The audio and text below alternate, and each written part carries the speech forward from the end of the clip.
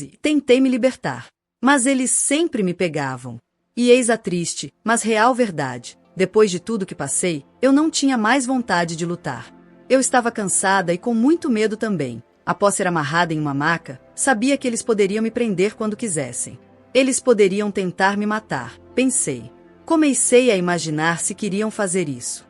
Quando meu pai disse eu que mando aqui, pensei, isso é demais para mim. Mas eu não via saída. Então, senti meu espírito recuar e entrei no piloto automático. Se tiver de viver assim, com certeza eles verão quão boa eu sou e vão me libertar. Então, entrei no jogo.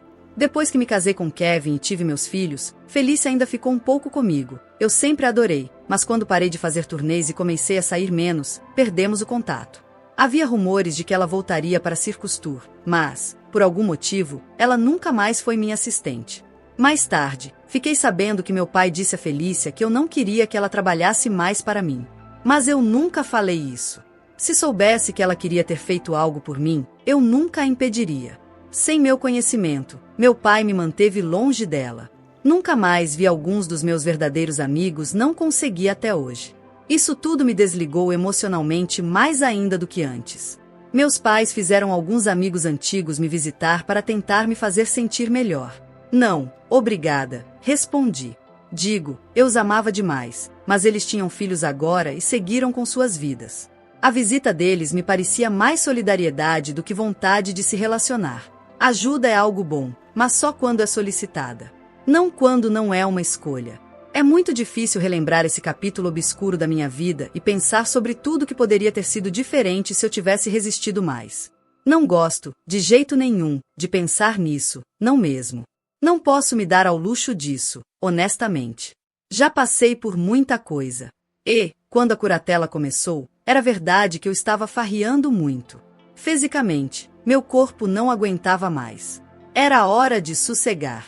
Mas eu parti de um extremo a outro. Numa hora estava farriando e, na outra, tinha virado uma monja.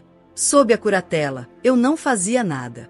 Um dia, eu estava com um fotógrafo, correndo por aí com meu carro, vivendo a vida. E, do nada, eu estava sozinha, sem fazer nada, nem mesmo me era permitido usar meu celular. Fui do vinho para a água. Na minha vida antiga eu tinha liberdade. A liberdade de tomar minhas próprias decisões, organizar minha agenda, acordar e decidir o que eu faria no dia.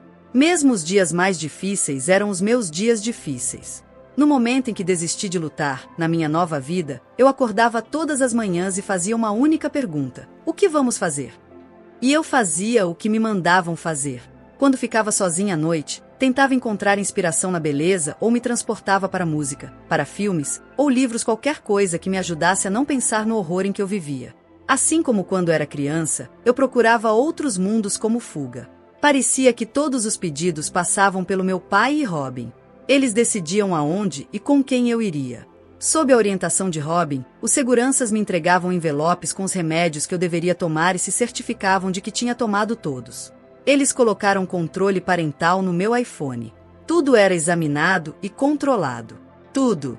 Eu ia dormir cedo para, então, acordar e fazer o que me mandavam fazer. Todo dia era assim. Todo dia era igual ao anterior. Parecia aquele filme Feitiço do Tempo.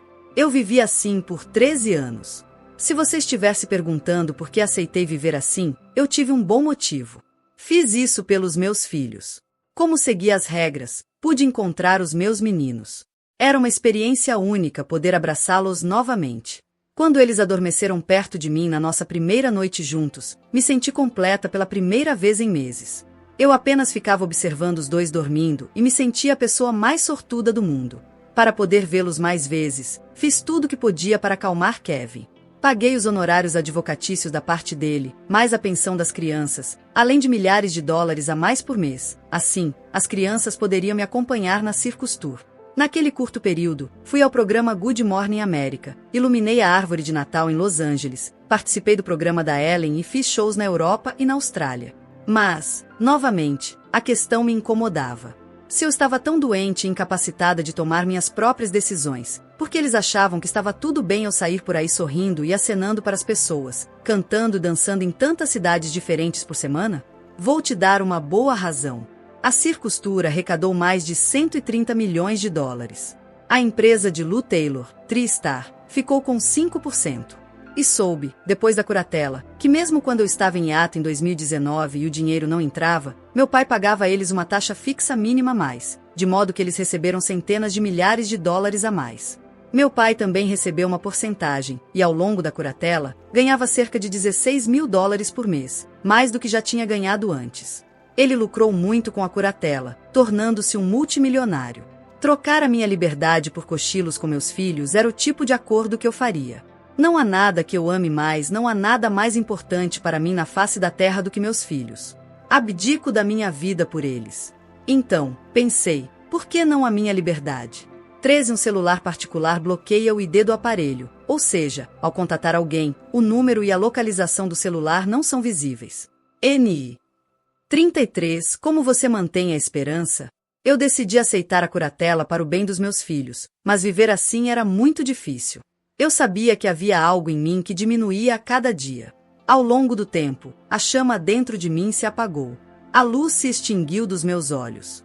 Sei que meus fãs são capazes de ver isso, mesmo sem entender tudo o que acontecia, porque eu era rigidamente controlada. Me compadeço muito pela mulher que fui antes da curatela, quando eu gravava Blackout. Mesmo sendo descrita como rebelde e selvagem, meu melhor trabalho foi realizado nessa época. Contudo, foi num momento horrível. Eu tinha meus 2 bebês e sempre havia briga porque eu queria vê-los. Eu penso nisso agora e acho que fui sábio o suficiente para focar minha vida em casa e nada mais, por mais difícil que fosse. Na época, Kevin me dizia, bem, se você se encontrar comigo neste fim de semana, teremos um encontro de 2 horas onde faremos X e Y, então, pode ser que eu deixe você ver os meninos um pouco mais. Tudo era praticamente um pacto com o diabo para eu conseguir o que queria. Eu fui rebelde, sim, mas vejo agora que há uma razão para as pessoas agirem assim. E você deve permitir que elas vivam esse momento. Não estou dizendo que eu estava certa com a minha vida decaindo, mas acho que reprimir o espírito de uma pessoa a ponto de diminuí-lo demais e ela não se sentir mais a mesma também não acho que isso seja saudável. Como pessoas, temos que testar o mundo. Você tem que testar seus limites para descobrir quem você é, como quer viver. Outras pessoas, e por outras pessoas, me refiro aos homens, sempre tiveram essa liberdade. Roqueiros chegavam propositadamente atrasados às premiações e todos achavam isso legal. Astros do pop dormem com muitas mulheres e isso também é bacana. Kevin me deixava em casa com 2 crianças quando ele queria fumar maconha e gravar seu rap popuzão. Depois, ele levou meus filhos para longe de mim e a revista Detalhes o chamou de pai do ano. Um paparazzo que me perseguiu e atormentou por meses me processou, exigindo reparação de 230 mil dólares porque passei com a roda do carro por cima do seu pé quando estava tentando fugir dele. Fizemos um acordo e tive que dar muita grana para o cara. Quando Justin me traiu e depois andou todo sexy por aí, foi tido como bonitinho. Mas quando eu vesti um body brilhante, Diane Sawyer me fez chorar em rede nacional, a MTV me fez ouvir as pessoas criticando minhas roupas e a esposa de um governador disse que queria dar um tiro em mim. Cresci sob os olhares de todo mundo. Era analisada de cima a baixo, as pessoas ficavam opinando sobre o que achavam do meu corpo desde que eu era adolescente. Raspar a minha cabeça e agir como agi foi uma maneira de repelir isso. Mas, sob a curatela, me fizeram entender que aqueles dias haviam acabado. Eu tive que deixar meu cabelo crescer e ficar em forma outra vez. Dormia cedo e tomava qualquer remédio que eles me davam. Se eu achava que a imprensa criticar meu corpo era ruim, doía ainda mais quando as críticas vinham do meu próprio pai. Repetidamente, ele me dizia que eu estava gorda e que tinha que fazer algo a respeito. Então, todos os dias eu vestia minha roupa de academia e ia malhar. Tinha uns momentos de criatividade aqui e ali, mas eu já não tinha o entusiasmo de antes. Nesse momento, minha paixão por cantar e dançar eram praticamente uma piada. Sentir-se incompetente o tempo todo destrói você por dentro quando criança. Ele martelou essa mensagem em mim quando eu era pequena e, mesmo depois de ter conquistado tantas coisas, continuava fazendo isso comigo. Você me destruiu como pessoa, queria dizer para o meu pai. Agora você está me obrigando a trabalhar para você. Eu vou fazer isso, mas estarei morta se fizer isso de coração. Eu me tornei um robô.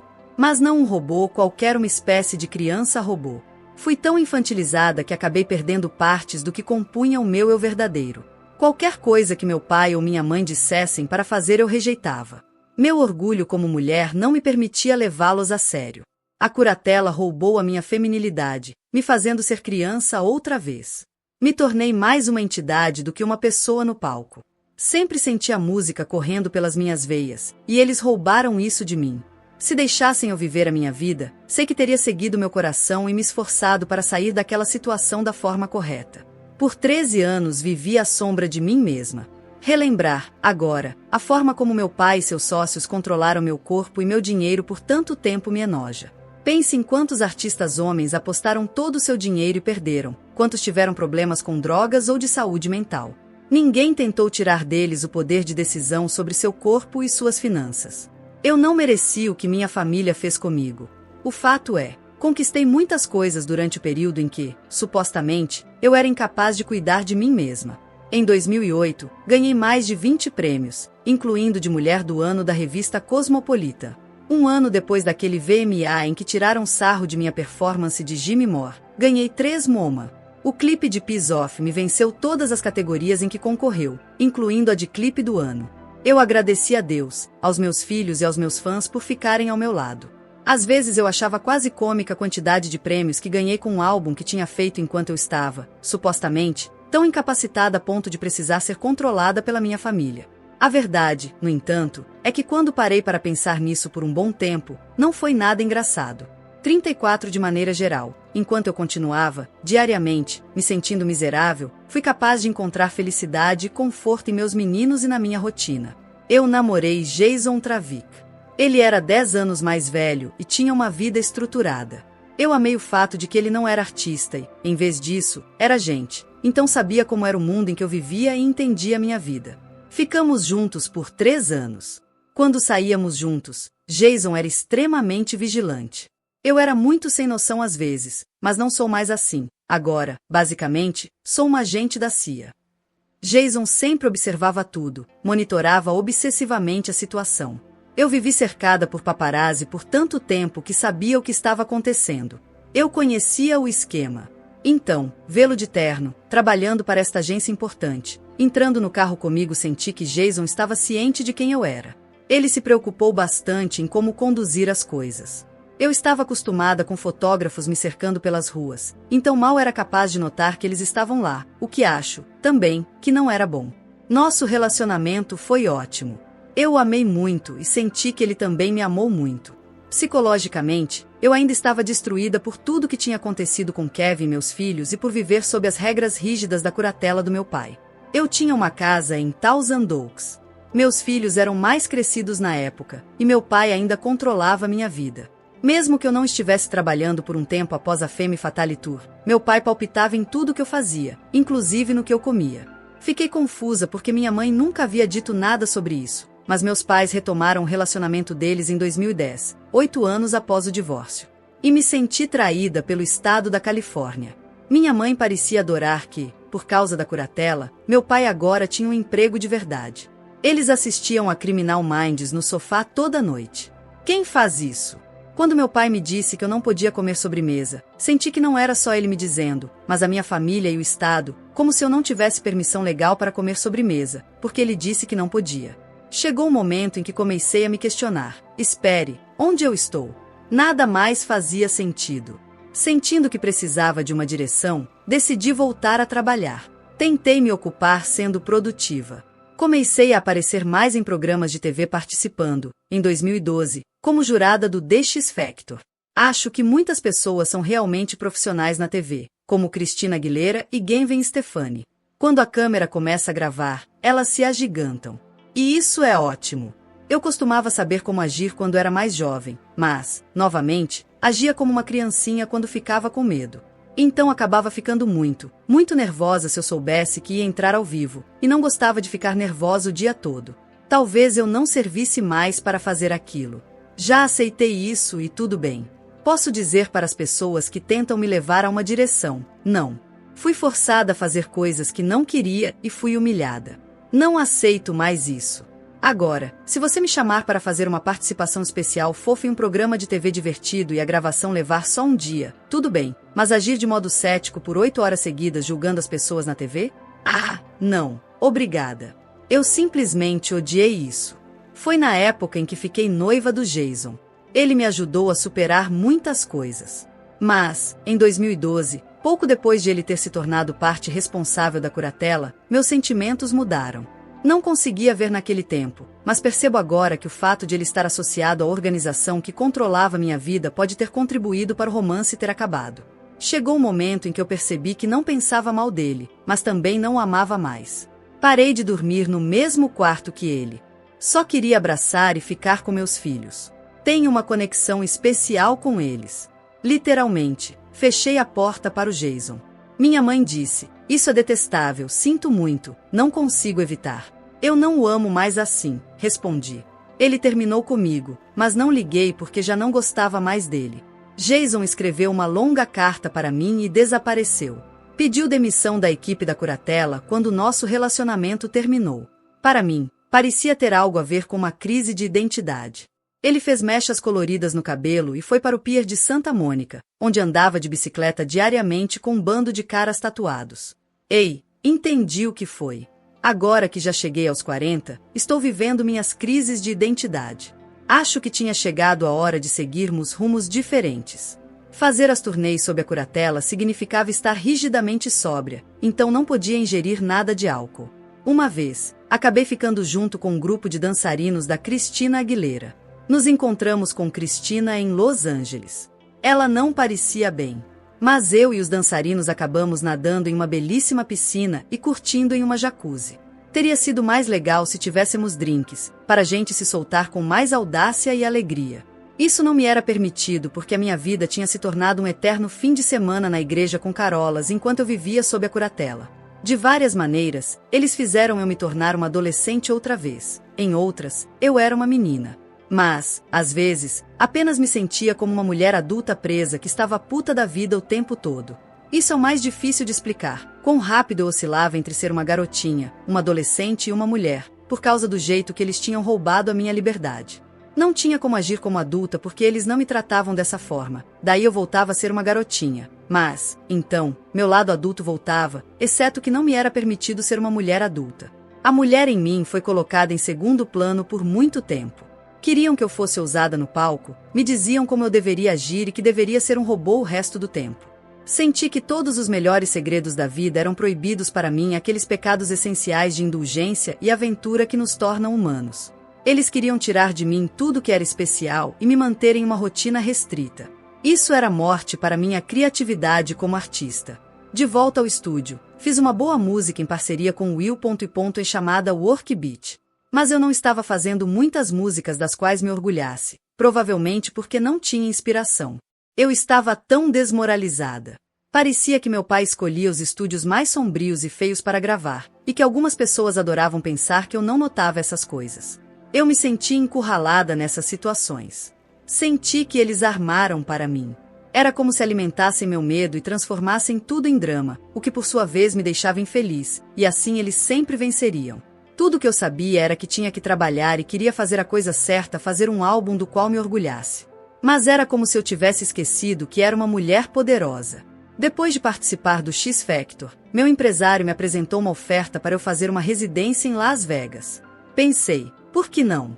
Meu coração não estava mais querendo gravar músicas. Minha paixão não era a mesma de antes. Eu não tinha mais energia. Eu estava tão cansada. Eu tinha 2 filhos. Havia tido um colapso. Meus pais tomavam conta da minha carreira. O que eu ia fazer àquela altura? Só ir para casa? Então aceitei a oferta. Fui para Vegas com o mesmo pensamento que todos têm quando vão para lá esperando vencer. 35 amei o calor seco de Las Vegas. Amei a forma como todos acreditavam na sorte e em sonhos. Eu sempre gostei da cidade, desde a época em que Paris Hilton e eu fomos para lá, chutando nossos sapatos para longe e correndo pelos cassinos. Mas, agora, isso parecia ter acontecido há muito tempo. Minha residência começou logo após o Natal de 2013. Os meninos tinham 7 e 8 anos. No começo, foi um ótimo show. Estar no palco em Vegas foi emocionante no começo. E ninguém me deixou esquecer que minha residência foi um marco para a strip. Me disseram que meu show atraiu os jovens de volta à Cidade do Pecado e mudou o cenário do entretenimento em Las Vegas para uma nova geração. Os fãs me mandavam tanta energia. Eu tinha dominado a apresentação. Estava muito confiante. Por um momento, tudo foi bem tão bem quanto pode ser quando se está sendo controlado o tempo todo. Comecei a namorar um produtor de TV chamado Charlie Ebersol. Para mim, ele parecia alguém para casar, cuidava muito de si mesmo. Sua família era próxima. Eu o amava. Charlie malhava todos os dias, tomava suplementos pré-treino e um monte de vitaminas. Ele compartilhou seu conhecimento nessa área e começou a me dar uns suplementos energéticos. Meu pai não gostou disso. Ele sabia o que eu comia, inclusive sabia quando eu ia ao banheiro. Então, quando comecei a tomar esses suplementos, ele percebeu que eu tinha mais energia no palco e que estava mais em forma que antes. Parecia óbvio que a dieta do Charlie estava sendo boa para mim. Mas acredito que meu pai começou a pensar que eu tinha algum problema com esses suplementos, mesmo sabendo que eram vendidos sem prescrição, sem receita. Então, me proibiu de tomá-los e me mandou de volta para a reabilitação. Ele ditava quando eu saía e para onde ia. Ou seja, não pude ver meus filhos por um mês inteiro. Meu único consolo era saber que isso duraria apenas por um mês e pronto. O lugar que ele escolheu para mim ficava em Malibu. Naquele mês, durante horas por dia, fazíamos boxe e outros exercícios do lado de fora porque não tinha academia. Muitas pessoas ali tinham um grau de vício em drogas muito alto. Eu tinha medo de estar ali. Ao menos, podia ter um segurança com quem eu almoçava todos os dias. Era difícil aceitar que meu pai estava se mostrando como um cara incrível e um avô devoto enquanto eu era posta de lado, com ele me colocando contra minha vontade em um lugar com viciados em crack e heroína. Sim, ele foi horrível. Quando saí de lá, comecei a fazer shows novamente em Vegas como se nada tivesse acontecido. Isso porque meu pai havia me dito que eu tinha que voltar, e também porque eu ainda estava sendo legal, procurando agradar, desesperada para fazer a coisa certa e ser uma boa menina. Não importa o que eu fizesse, meu pai estava lá me observando.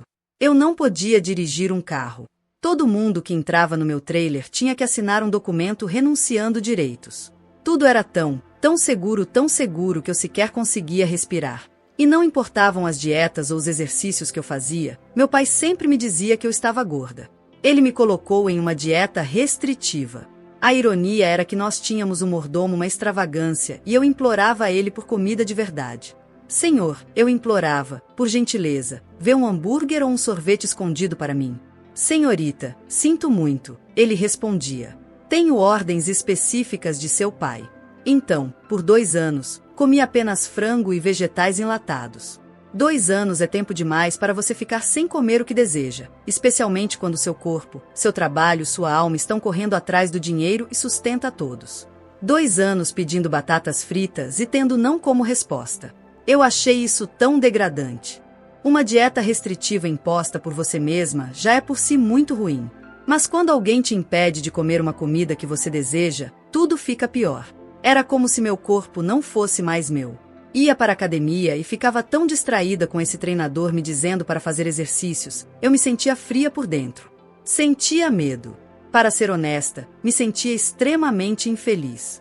E nada funcionava. A dieta dava resultados opostos ao que meu pai esperava. Ganhei peso. Mesmo que não estivesse comendo muito, ele me fazia sentir tão feia e como se nunca estivesse sendo boa o suficiente. Talvez isso tenha acontecido por causa da força dos pensamentos. Você se torna aquilo que pensa. Eu estava tão desanimada e cansada por tudo que estava acontecendo que simplesmente me rendi. Minha mãe parecia concordar com o plano do meu pai para mim. Sempre foi inacreditável a quantidade de pessoas que se sentiam confortáveis opinando sobre meu corpo. Começou quando eu era muito jovem. Fossem estranhos da mídia ou de dentro da minha própria família, as pessoas pareciam ver o meu corpo como propriedade pública. Algo que podiam tomar conta, controlar, criticar ou usar como munição. Meu corpo teve força suficiente para carregar 2 crianças e foi ágil bastante para executar todos os movimentos das coreografias de modo perfeito no palco. E, agora, eu estava assim, contando cada caloria para continuar ganhando dinheiro com o meu corpo. Ninguém mais parecia achar ultrajante que meu pai determinasse todas essas regras para mim e depois saísse para beber uísque com Coca-Cola.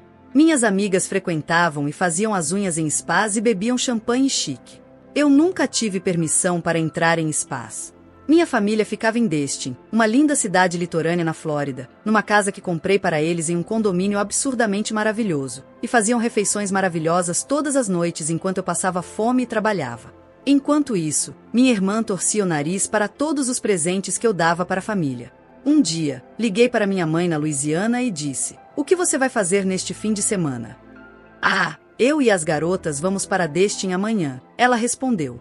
Jamie Lynn tinha dito tantas vezes que nunca esteve lá, que era mais uma das coisas ridículas que comprei para a família e ela nunca quis, e no fim das contas, minha mãe ia para lá todo fim de semana com as 2 filhas da minha irmã. Eu adorava comprar carros e casas para a família. Mas chegou a um ponto em que eles começaram a achar que seria sempre assim, e a família não se deu conta de que tudo isso só foi possível porque eu sou uma artista. E por causa da forma como eles me trataram durante anos, perdi a minha criatividade. Eu ganhava uma mesada de cerca de $2.000 por semana. Se quisesse comprar um tênis que meus curadores achavam que eu não precisava, não poderia comprar. E isso acontecia mesmo eu tendo feito 248 shows para mais de 900 mil ingressos em Vegas. Cada show rendia centenas de milhares de dólares. Em uma das poucas noites que pude sair com um amigo e outras pessoas, dentre as quais meus dançarinos, para jantar, tentei pagar para todo mundo. A conta ficou em cerca de $1.000 porque o grupo era imenso, mas eu queria fazer isso por eles. Era importante para mim que eles soubessem quão agradecida eu estava por todo o esforço que tinham feito. Meu cartão foi recusado. Eu não tinha dinheiro suficiente na conta da mesada para poder pagar. 36 Uma coisa que me deu consolo e esperança durante o tempo em que estive em Las Vegas foi ensinar dança para crianças em um estúdio, uma vez por mês, e eu amava fazer isso. Dei aulas para uma turma de 40 alunos. De volta a Los Angeles, perto de minha casa, eu dava aulas a cada 2 meses. Essa era uma das coisas mais divertidas na minha vida. Era simplesmente incrível estar em uma sala com crianças, sem julgamentos. Na curatela, as pessoas o tempo todo julgavam tudo o que eu fazia. A alegria e a confiança daquelas crianças que eu ensinava cujas idades variavam entre 5 e 12 anos eram contagiantes. A energia delas é tão doce. Elas querem aprender. Eu me curava plenamente estando cercada por crianças. Um dia, fiz um movimento e, sem querer, com a mão, acertei uma menininha na cabeça. Meu amor, me perdoe, eu disse. Me senti tão mal que fiquei de joelhos na frente dela. Tirei o anel do meu dedo, um dos meus favoritos, e dei para ela enquanto implorava pelo seu perdão. Senhorita Britney, está tudo bem, ela respondeu. Você não me machucou. Eu queria fazer de tudo ao meu alcance para que ela soubesse que me importava se ela estava sentindo dor e que eu faria o que fosse necessário para compensá-la. De joelhos no chão do estúdio e olhando para ela, pensei, espere aí. Porque as pessoas responsáveis legalmente pelos meus cuidados não demonstram metade do interesse em meu bem-estar como eu estou fazendo aqui com esta menininha? Decidi reforçar meu desejo de terminar a curatela. Fui à corte em 2014 e mencionei o alcoolismo e o comportamento errático do meu pai, pedindo que fizessem um teste de drogas nele. Afinal, ele estava controlando meu dinheiro e minha vida. Mas meu caso não foi a lugar nenhum. O juiz simplesmente não deu bola. Em seguida, comecei a agir como uma espiã para conseguir meu próprio advogado. Cheguei a mencionar a curatela em um talk show em 2016, mas, de alguma forma, essa parte da entrevista não foi ao ar. Sei. Interessante. A sensação de estar presa contribuiu para o colapso da minha vida romântica. Depois de uma briga estúpida, Charlie e eu ficamos com nossos egos feridos e paramos de nos falar. Foi algo idiota. Eu não conseguia ir falar com ele, e ele era orgulhoso demais para falar comigo. Foi quando comecei a trabalhar com 2 grandes compositores, Julia Michaels e Justin Tranter. Nós sentamos e escrevemos tudo juntos. Eu estava apaixonada por esse processo. Foi a única coisa que me dediquei de coração nos 13 anos de curatela. Dei duro nas músicas, o que me deixou autoconfiante. Sabe quando você é boa em algo e pode sentir isso? Você começa a fazer algo e pensa, dou conta disso? Escrever aquele álbum me deu minha confiança de volta. Quando finalizei o trabalho, toquei o álbum para os meus filhos ouvirem. Qual deve ser o nome do álbum? Perguntei. Meus filhos são espertos demais em relação à música. Glory, só isso, Shane Preston disse. E assim eu fiz. Ver meus filhos orgulhosos daquele álbum significou muito para mim e pensei, também estou orgulhosa dele. Era algo que eu não sentia havia muito tempo. Lancei o clipe de Make Me e participei do VMA de 2016 para me apresentar desde a primeira vez desde 2007. Desde a primeira vez que eu vi Eson Asghari no set para gravar o clipe de Slumber Party, soube que o queria imediatamente na minha vida. Eu me apaixonei por ele na mesma hora. A química entre nós no começo era insana. Não conseguíamos nos desgrudar. Ele me chamava de leoa. Na mesma hora, os tabloides começaram a dizer que ele estava me traindo. A gente estava junto havia 2 semanas. Nós continuamos juntos. Comecei a sentir a luz dentro de mim voltar a brilhar. Então, meu pai decidiu me mandar para tratamento outra vez porque eu dei um jeito de conseguir meus suplementos energéticos. Ele achou que eu tinha um problema, mas se mostrou misericordioso e disse que eu poderia ser uma paciente sem precisar ficar internada, desde que eu fosse 4 vezes por semana ao Alcoólicos Anônimos. Inicialmente, eu não quis. Mas as mulheres que conheci ali começaram a me inspirar. Eu ouvia todas elas contando suas histórias e pensava, essas mulheres são brilhantes. As histórias delas, na verdade, eram extremamente profundas. Senti uma conexão humana nesses encontros que nunca tive em nenhum outro lugar em minha vida. Então, no começo, realmente curti. Mas algumas das meninas nem sempre apareciam. Elas podiam escolher as reuniões às quais gostariam de ir. Eu não tinha esse poder de escolha. Amigos que conheci lá iam apenas 2 vezes por semana, ou então iam pela manhã um dia e à noite no outro. Eu não podia fazer o mesmo. Eu tinha que ir aos mesmos encontros toda semana, não importava o que acontecesse. Depois de uma exaustiva sequência de shows, voltei para casa e encontrei meus filhos juntos com minha assistente, minha mãe e meu pai. Hora do encontro, meu pai disse: "Tem jeito de eu ficar em casa agora e assistir a um filme com os meninos?" Eu nunca perdi um encontro, falei. Nunca assisti um filme com os meus filhos na minha casa em Vegas. Pensei que podíamos fazer pipoca e passar um tempo maravilhoso juntos. "Não, você precisa ir", ele respondeu. Olhei para minha mãe, esperando que me apoiasse, mas ela virou o rosto. Naquele momento, eu comecei a sentir que estava num culto e que meu pai era o líder. Eles me tratavam como se eu estivesse em dívida com ele. Mas eu me comportava tão bem, pensei, considerando quanto havia me esforçado nos shows. Não, eu não me saí bem, fui ótima. Seria algo que constantemente passaria pela minha cabeça, sem parar, pelos próximos anos quando eu pensava que não apenas tinha atendido, mas superado, as expectativas impostas a mim e como era injusto que eu ainda não estivesse livre. Eu me esforcei tanto e cumpri a agenda imposta a mim, basicamente 4 semanas disponíveis, 4 semanas não. Quando estava disponível, fazia 3 shows com 2 horas de duração por semana. E, nessa alternância, também cumpri as outras determinações. Fui aos encontros do AA, 2 horas de terapia e 3 horas de academia por semana, além dos Maigret com os fãs e 3 shows. Eu estava exaurida. E queria controlar o meu destino. Uma cabeleireira deu uma olhada na minha agenda e disse: "Meu bem, o que você está fazendo?" Ela tinha 2 filhas pequenas e era uma pessoa muito maternal. Eu gostava muito dela. "Você acha um exagero?" Perguntei. "Acho que é mais do que exagero", ela respondeu. "Isso é insano." Ela se aproximou de mim como se fosse me contar um segredo. "Olha", ela disse, "para ser criativa, você precisa ter tempo para se divertir em sua agenda. Isso vai te guiar para que você possa ter tempo para si mesma. Sei lá, que seja para ficar olhando para a parede, se você quiser. As pessoas precisam disso." O que ela disse deve ter chegado aos ouvidos do meu pai, porque, no dia seguinte, outra pessoa estava cuidando do meu cabelo. Eu nunca mais vi aquela cabeleireira de novo. 37 As artistas mulheres sempre se destacam pelo cabelo. É realmente a única coisa que os caras querem ver. Eles amam ver um cabelo comprido em movimento. Eles desejam que você bata cabelo. Se o seu cabelo estiver sendo balançado, acham que você está se divertindo. Nos momentos mais humilhantes da residência em Las Vegas, usei perucas apertadíssimas e dancei de um jeito sem mover um fio de cabelo na minha cabeça. Todo mundo que estava ganhando dinheiro às minhas custas queria que eu movimentasse meu cabelo, e eu sabia disso, então fiz de tudo para não satisfazê-los. Quando me lembro disso, percebo quanto me contive no palco para tentar punir as pessoas que me mantinham presa, e com isso acabei punindo todos, inclusive meus fãs leais, inclusive eu mesma. Mas agora eu sei por que vivi nesse estado de dormência ao longo dos últimos 13 anos. Eu estava traumatizada. Ao me conter no palco, eu estava tentando me rebelar de alguma forma, mesmo que apenas eu soubesse que aquilo acontecia. E, dessa forma, não fiquei jogando meu cabelo de um lado para o outro, ou fiquei flertando.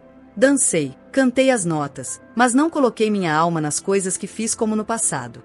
Diminuir a minha energia no palco foi a minha forma de desacelerar a máquina. Como artista, não me sentia capaz de alcançar a liberdade que eu tinha antes. E isso que nós, artistas, temos a liberdade de sermos quem somos e fazer o que fazemos. Eu não tinha essa liberdade sob a curatela. Eu queria ser uma mulher no mundo. Sob a curatela, não podia ser uma mulher de forma nenhuma. Era diferente, porém, com glória. À medida que os singles de Glory começaram a tocar por aí, aos poucos fui me entusiasmando quanto às minhas apresentações. Voltei a usar saltos altos. Quando não estava me esforçando e apenas me impunha no palco, me sentia muito poderosa. E foi quando pude realmente sentir o público me deixando feliz. Ao promover Glory, voltei a me sentir melhor comigo mesma. No terceiro ano vivendo em Vegas, um pouco da minha paixão estava voltando. Comecei a curtir o encantamento de me apresentar na Cidade do Pecado todas as noites e a espontaneidade de me sentir viva em frente ao público. Mesmo que eu não conseguisse dar o meu melhor, várias partes dentro de mim começaram a despertar outra vez. Eu fui capaz de restabelecer a conexão entre artista e público. Eu tinha dificuldades em explicar para as pessoas que nunca tinham estado no palco como era sentir a conexão entre seu corpo e o de outras pessoas ao seu redor. A única metáfora que realmente funciona é a da eletricidade. Você se sente elétrica. A energia sai de você e vai para a multidão e então volta para você em um looping contínuo. Por muito tempo, funcionei no piloto automático. A única corrente que eu podia acessar era qualquer coisa dentro de mim que me mantivesse em movimento. Aos poucos, voltei a acreditar nas minhas habilidades novamente. Por um tempo, mantive isso em segredo. Da mesma forma que eu ia para os meus sonhos para fugir do caos dos meus pais quando eu era pequena, em Las Vegas, já adulta e com muito menos liberdade do que quando era criança, escapei para um novo sonho estar livre da minha família e voltar a ser artista que eu sabia que existia em mim. Tudo começou a parecer possível. Ethan e eu nos aproximamos tanto que começamos a falar sobre ter um filho juntos. Mas eu já tinha entrado nos 30, então sabia que o tempo estava correndo. No início da curatela, eu me senti sobrecarregada com as consultas médicas. Médicos e médicos e médicos, provavelmente 12 por semana, vinham até a minha casa. E, ainda assim, meu pai não permitia que eu fosse até um médico quando pedi para agendar a retirada do DIU. Quando estava sob a curatela, tudo era controlado, com seguranças em todos os lugares. Minha vida inteira mudou de uma forma que poderia ser fisicamente mais segura para mim, porém foi absolutamente horrível para eu sentir alegria e ter criatividade. Muitas pessoas me disseram: "Ah, sua vida está salva." Mas isso não era verdade. Tudo depende da forma como você observa a situação. Trata-se de perspectiva. Minha música era minha vida, e a curatela foi mortal para ela, e isso aniquilou minha alma. Antes da curatela, eu entrava e saía de estúdios de gravação. Durante a curatela, um grupo de pessoas monitorava quando eu ia usar o banheiro no estúdio. Não estou brincando. Eu li depois da curatela que meu pai, principalmente a empresa de Robin e Lou Taylor, a Tristar, estiveram envolvidos com a empresa de segurança que eles contrataram, a Black Box. No monitoramento e na gravação de ligações e mensagens de texto que eu fazia e recebia em meu celular, incluindo mensagens de texto particulares com meu namorado, meu advogado na época e meus próprios filhos, e pior, meu pai até mandou colocar um aparelho de escuta na minha casa. Na minha própria casa. Tudo isso fazia parte do controle deles. Saí de casa na adolescência porque minha vida familiar era terrível. Naquele tempo, às 4 da manhã, quando eu ia até a sala gritar calha a boca, mamãe, enquanto meu pai estava bêbado e desmaiado no sofá, aquele tempo voltaria para mim, às 4 da manhã, quando eu acordava e olhava para o teto pensando como essas pessoas tomaram o controle outra vez. E, nesse momento silencioso no meio da noite, eu jurei que faria tudo o que pudesse para escapar. 38 naquele terceiro ano vivendo em Vegas, senti algo dentro de mim que não sentia, realmente, havia muito, muito tempo. Me senti forte. Eu sabia que tinha que fazer algo. Uma vez que voltei aos poucos a ser eu mesma, meu corpo, meu coração, minha sensualidade e meu eu espiritual não poderiam suportar a curatela por mais tempo. Chegou a um ponto em que meu pequeno coração disse: "Não vou aguentar mais isso." Por muito tempo, meus pais me convenceram de que eu era má, a louca, e isso os favoreceu totalmente. Isso feriu meu espírito. Eles apagaram a minha luz. Eu fui diminuída por uma década. Mas, por dentro, eu estava gritando para toda essa baboseira deles. Vocês precisam entender o desamparo que eu sentia, desamparo e raiva. Depois dos shows, eu ficava tão brava por ver minha família bebendo e se divertindo enquanto eu não podia sequer dar um golinho em um uísque com Coca-Cola. Aos olhos do público, eu sabia que parecia ser a mesma estrela do palco, eu tinha pernas lindas e estava de salto alto. Mas por que raios eu não poderia pecar na Cidade do Pecado? À medida que fui me fortalecendo e entrei em uma nova fase de minha feminilidade, comecei a procurar exemplos de como exercer o poder de uma forma positiva. Reese Witherspoon foi um grande exemplo para mim. Ela é meiga e muito legal e também muito inteligente. A partir do momento que você começa a se ver dessa forma não apenas como alguém que existe para deixar todos felizes, mas alguém que merece que seus desejos sejam reconhecidos, isso muda tudo. Quando comecei a pensar em tudo que eu poderia ser, como Urice, alguém que era legal e forte ao mesmo tempo, isso mudou a perspectiva de quem eu era. Se ninguém está acostumado com você sendo firme, eles ficam muito assustados quando você começa a falar o que pensa. Eu sentia que estava me transformando no pior pesadelo deles. Eu era uma rainha agora, e começava a falar. Eu os imaginei se curvando para mim. Senti meu poder voltando. Eu soube como me conduzir. Me fortaleci mesmo vivendo aquela rotina. De fato, eu não tinha outra opção além de ser forte, e acho que o público percebeu isso. Exigir respeito significa muita coisa. Muda tudo. E então, quando meus curadores tentaram me dizer, mais uma vez, que seria estupidez se eu recusasse fazer uma apresentação ou se tentasse encontrar um jeito de ter mais tempo de folga, sentia muita revolta. Pensava, se vocês acham que vão conseguir me enganar com essa ideia de me fazer sentir culpa por recusar, não vou mais cair nisso, não. O fim da residência foi marcado para 31 de dezembro de 2017. Eu mal podia esperar. Foi bom porque eu estava tão enjoada de fazer o mesmo show semana após semana durante anos. Implorei muito por um remix ou uma coreografia nova, qualquer coisa para quebrar a monotonia. Comecei a perder a alegria de me apresentar, aquele amor visceral para cantar que eu tinha desde pequena. Agora, outras pessoas estavam me dizendo o que cantar e quando cantar. Ninguém parecia se importar com o que eu queria. A mensagem que continuei recebendo era de que eles importavam. Eu, não. Eu estava ali para me apresentar e fazer dinheiro para eles. Era tanto desperdício. E, como uma artista que sempre teve tanto orgulho de sua musicalidade, não posso deixar de enfatizar o quanto fiquei brava por eles nem me deixarem mudar meu show. Tínhamos semanas entre cada série de shows em Las Vegas. Tanto tempo fudido foi desperdiçado. Eu queria remixar minhas músicas para meus fãs e dar a eles algo novo e empolgante. Quando eu queria tocar minhas músicas favoritas, como Change Your Mind ou Get Naked, não me deixavam. Parecia que eles queriam me envergonhar em vez de me deixar dar aos meus fãs a melhor performance possível todas as noites, o que eles merecem. Em vez disso, eu tinha que fazer o mesmo show semana após semana, as mesmas sequências, as mesmas músicas, os mesmos arranjos. Eu estava fazendo esse mesmo show havia um longo tempo. Estava desesperada para mudar, para dar aos meus maravilhosos e leais fãs uma experiência nova e eletrizante. Mas tudo o que ouvi foi não. Era tão preguiçoso que chegava a ser esquisito. Eu me preocupei com o que os fãs pensariam de mim. Gostaria de poder dizer que eu queria poder dar muito mais. Eu adorava ficar em estúdios por horas a fio e fazer meus próprios remixes com um engenheiro de som. Mas eles disseram, não podemos colocar remixes por causa da duração do show. Teríamos que refazer tudo. Eu disse, refaça.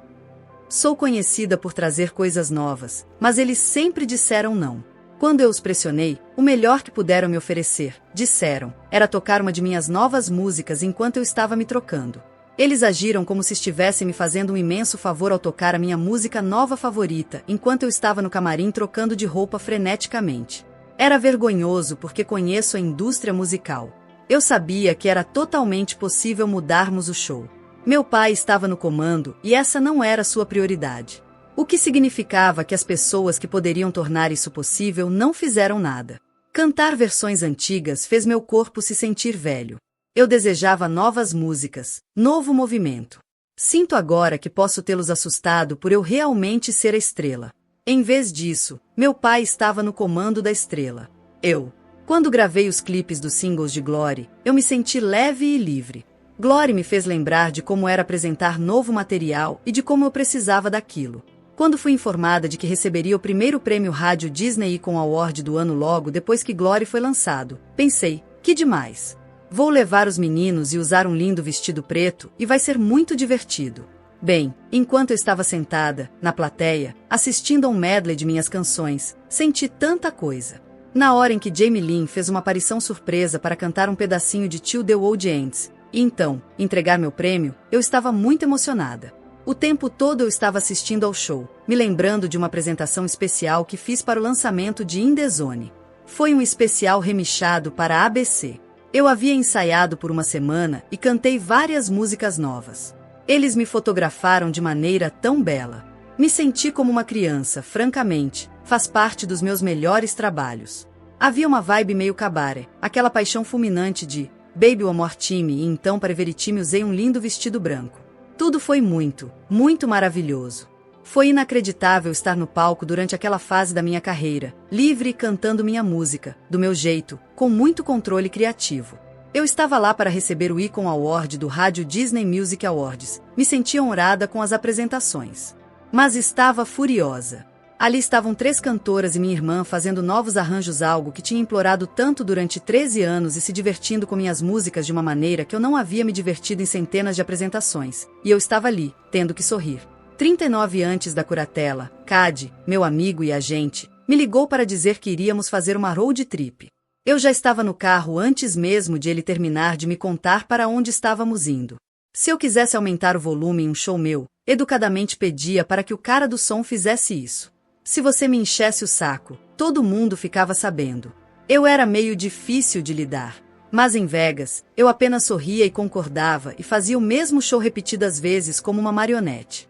A única coisa que me fazia seguir em frente era saber que eu tinha 2 férias com meus filhos, como em todos os anos.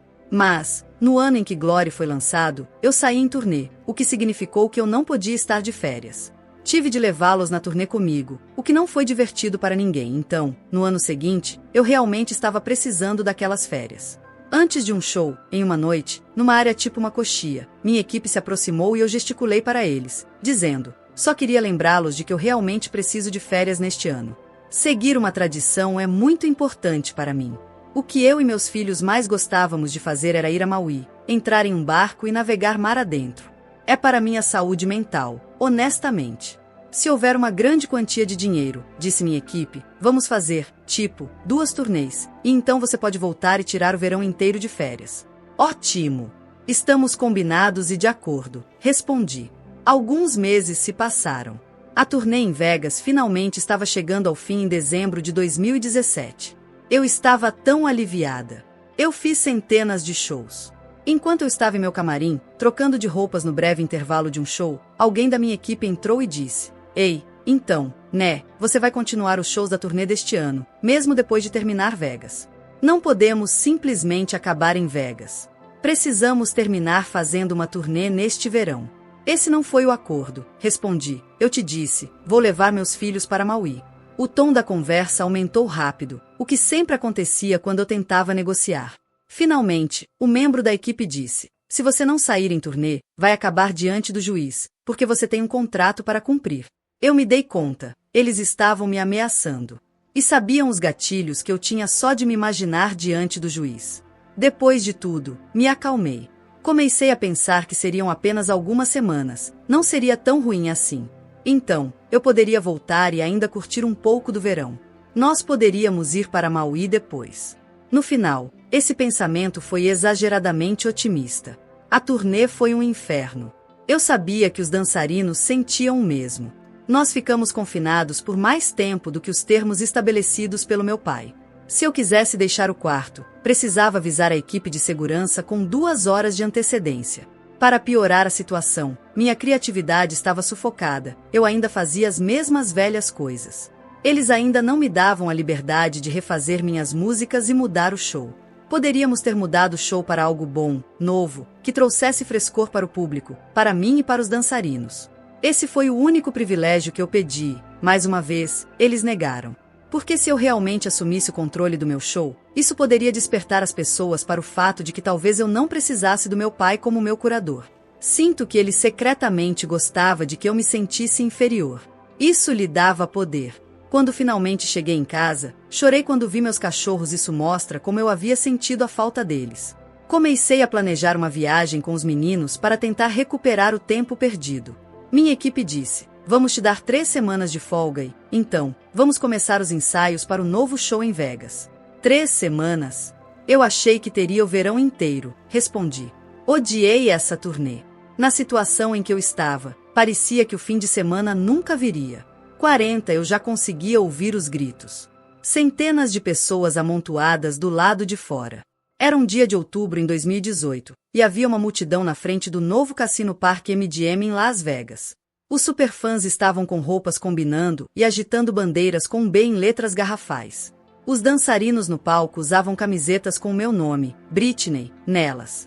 Os patrocinadores faziam transmissão ao vivo, agitando mais ainda as pessoas. Luzes de lasers brilhavam. Uma tela gigante mostrava cenas dos meus vídeos. A música dançante ecoava no ambiente.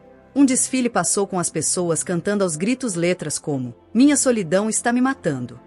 As luzes se apagaram. Mário Lopes, o apresentador do evento, disse ao microfone: "Estamos aqui para dar as boas-vindas à nova rainha de Vegas". Uma música dramática começou a tocar um riff de Toxic.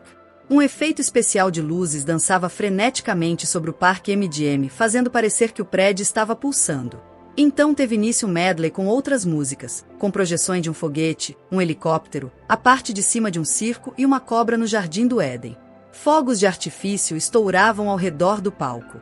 Eu surgi, de dentro do palco, em um elevador hidráulico, acenando e sorrindo em meu vestido preto justíssimo com estrelas bordadas e borlas.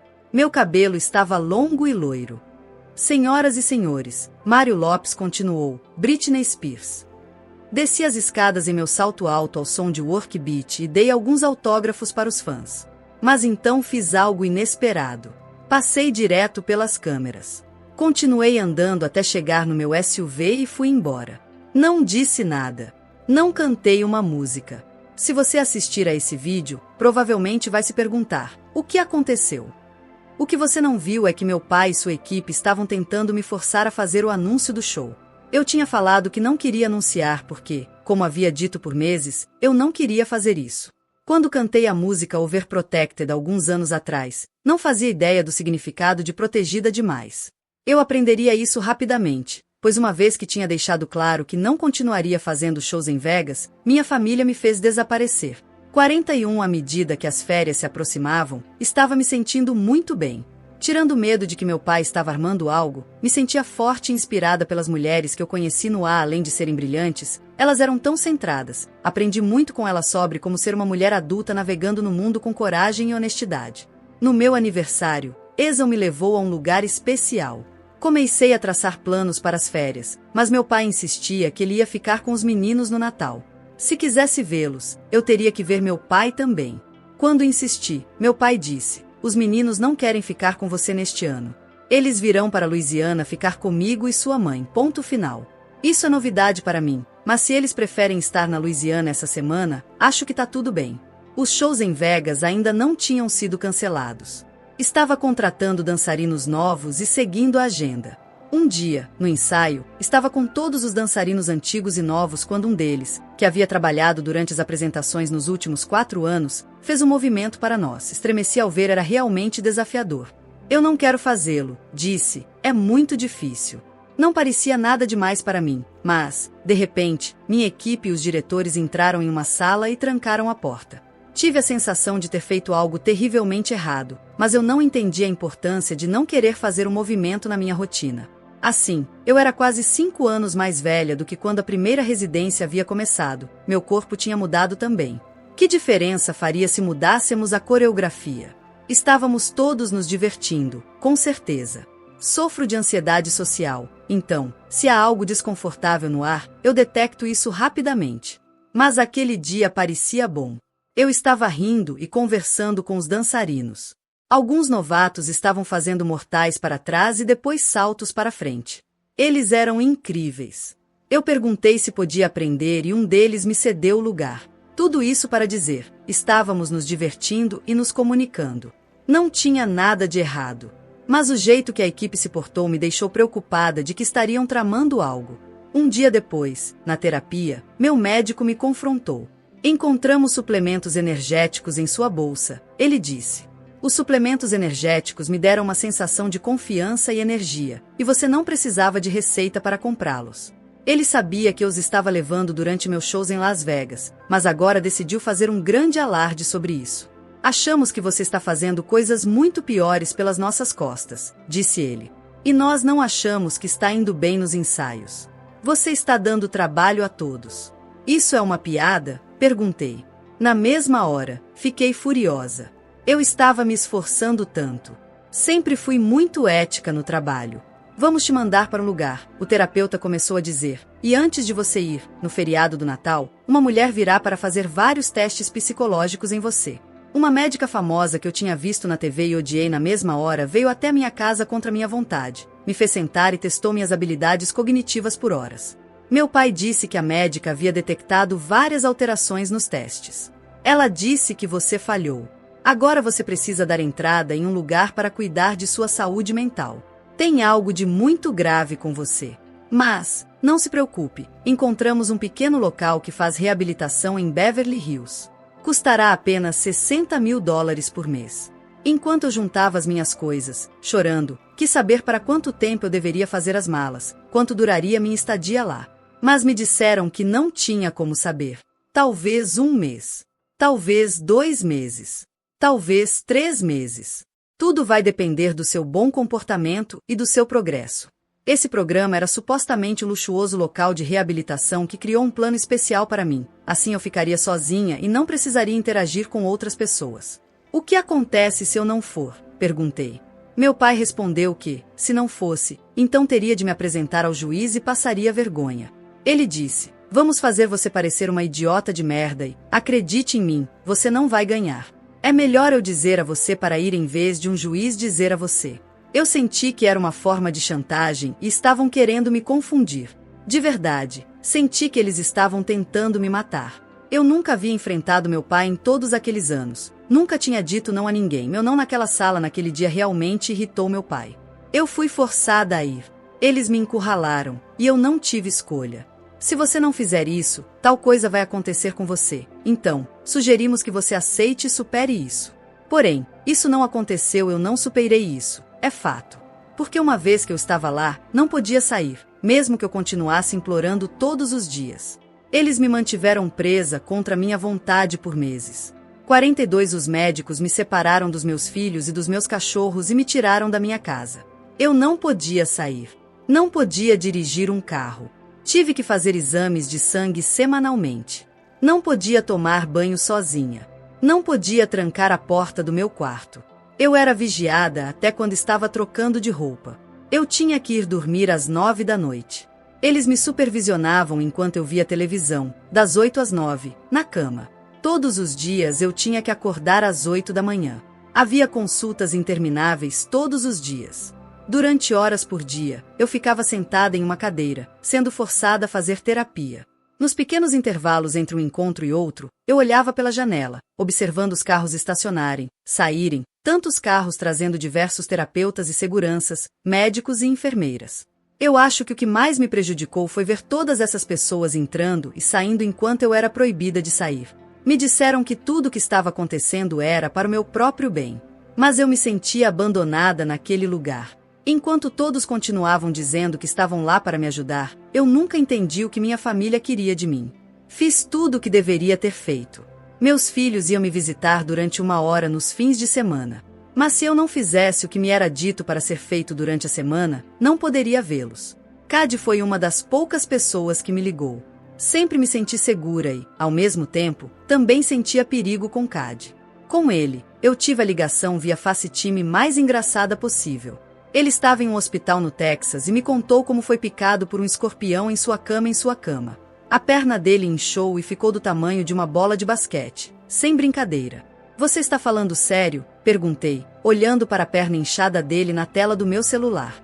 Estava inacreditavelmente feio. Pensar no coitado do Cad com sua perna inchada me rendeu uma das maiores distrações diante de tudo com que eu tinha de lidar e sempre serei grata a ele e àquele escorpião texano. Os terapeutas me faziam perguntas pelo que parecia horas, 7 dias por semana. Durante anos eu tomei Adderall, mas, no hospital, eles fizeram uma interrupção abrupta e me deram lítio, uma droga perigosa que eu não queria ou precisava e que causa lentidão e letargia. Eu perdi a noção de tempo e fiquei desorientada.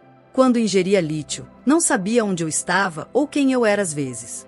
Meu cérebro não estava funcionando como antes. Não me esqueci de que essa era a droga que ministraram na internação da minha avó Jean, que mais tarde cometeu suicídio, em Mandeville. Enquanto isso, minha equipe de segurança que estava comigo havia tanto tempo me tratava como se eu fosse uma criminosa. Quando chegava a hora de tirar sangue, o rapaz que fazia o procedimento era cercado pela enfermeira, um segurança e minha assistente. Eu era uma canibal? Havia assaltado um banco? Era um animal selvagem? Porque eu era sempre tratada como se estivesse prestes a queimar tudo e matar todos. Eles auferiam a minha pressão arterial 3 vezes ao dia, como se eu fosse uma mulher de 80 anos. E não tinham pressa. Me faziam sentar. Pegavam o medidor. Lentamente o colocavam. Lentamente bombeavam, 3 vezes ao dia.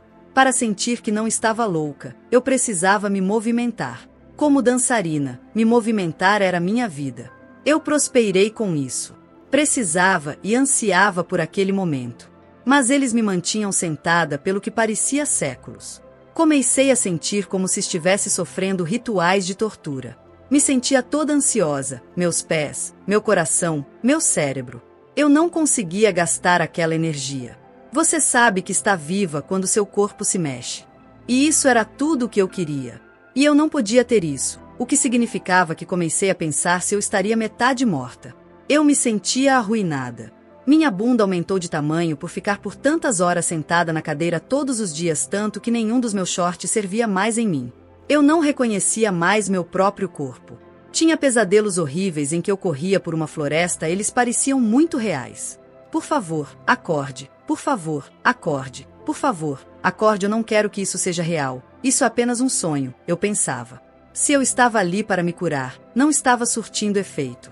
Comecei a me imaginar como um pássaro sem asas. Quando você é criança, às vezes, não corre por aí com os braços esticados e sente o vento passando por eles? Não parece que você está voando? Era isso que eu queria sentir. Em vez disso, eu me sentia como se estivesse afundando dentro da terra, todos os dias. Eu segui o programa sozinha por 2 meses em Beverly Hills. Foi um inferno, como se eu vivesse dentro do meu próprio filme de terror. Eu vejo filmes de terror. Já assisti a Invocação do Mal. Não tenho medo de mais nada depois desses meses em tratamento. De verdade, não tenho medo de mais nada.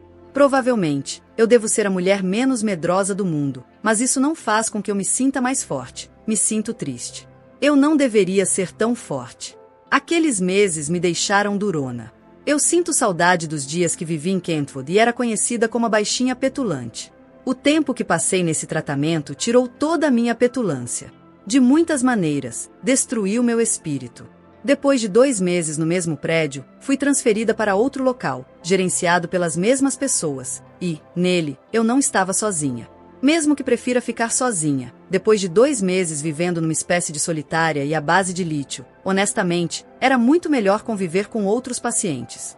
Nós ficávamos juntos o dia inteiro. À noite, cada um ficava em seu próprio quarto individual, as portas faziam um estrondo quando fechavam.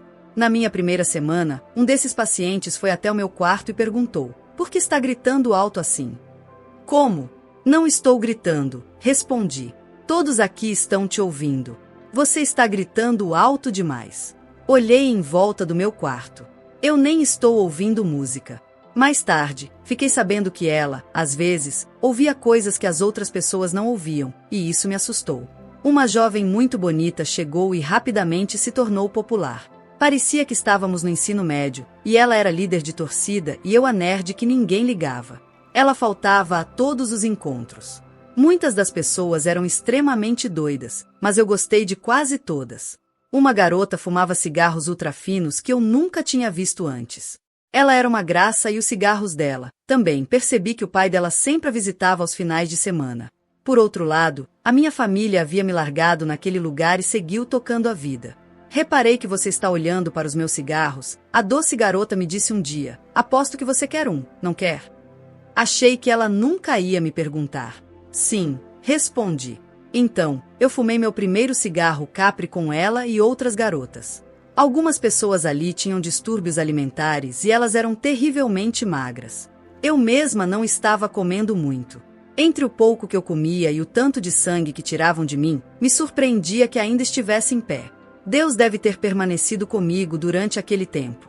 Naqueles 3 meses de confinamento, eu comecei a acreditar que meu pequeno coração, ou seja lá o que me fazia ser a Britney, não existisse mais dentro de mim. Algo muito maior me acompanhou, porque era demais para eu suportar sozinha.